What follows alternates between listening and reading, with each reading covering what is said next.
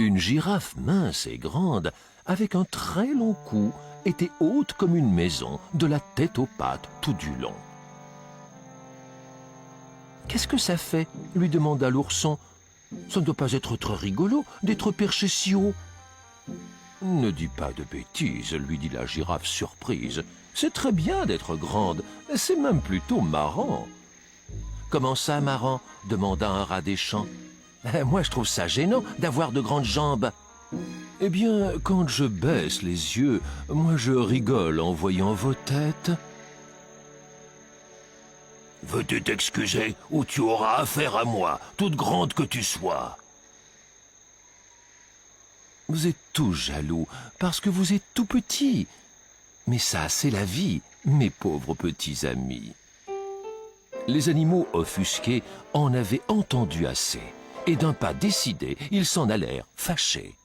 « fit la girafe, qui ne voulait pas perdre la face, et tourna la tête avec un air qui n'était pas peu fier. Sur ce, elle partit se promener parmi les fleurs si parfumées. Elle marcha des heures durant par cette belle journée de printemps. L'après-midi était bien entamé, notre girafe continuait d'avancer et, avant qu'elle s'en aperçût, le soleil avait disparu. Loin de son petit chez elle et de sa tasse de thé habituelle, elle se mit à l'abri afin de passer la nuit. Au réveil, le lendemain, notre girafe ne se sentait pas bien. Elle était toute courbaturée et de froid, elle grelottait. « Ah, si j'avais un manteau, un vêtement bien chaud. Je sens que j'ai attrapé une angine carabinée. » Un éléphant qui a la grippe, c'est tout aussi tragique qu'un hippopotame avec une dent malade. Mais il n'y a rien de pire, et vous ne devez pas rire, qu'une grosse angine dans une gorge longiligne.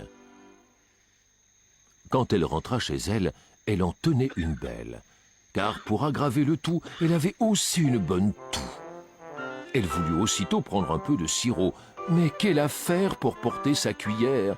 De sa bouche à sa main, il y avait du chemin. Ce n'est pas très facile d'avoir un cou si long. Alors, bien embêtée, elle alla s'excuser auprès de ses amis pour ce qu'elle avait dit.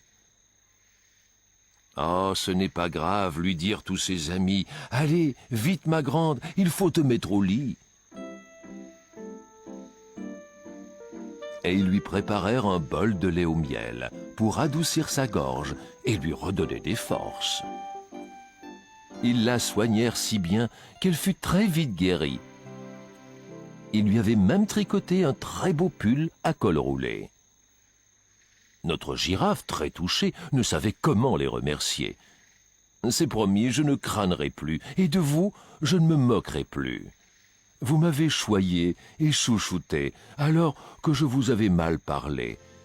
Et vous m'avez appris ce qu'amitié veut dire. » La girafe, depuis ce jour, devint un véritable amour. Et si vous vous promenez là-bas au cœur de la forêt, vous croiserez peut-être un jour notre girafe au long cou avec tout autour des animaux accrochés tout du long, heureux et chantant à l'unisson.